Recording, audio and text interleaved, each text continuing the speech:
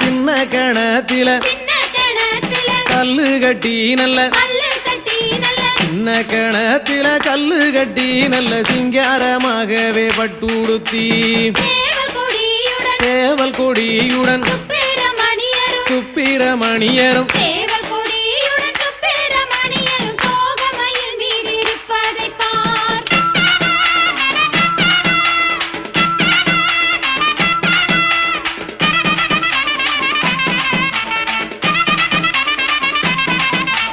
வெள்ளிக்கிழமையில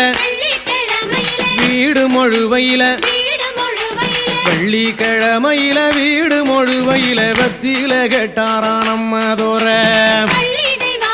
வள்ளி தெய்வானைய இடது போறான் வச்சு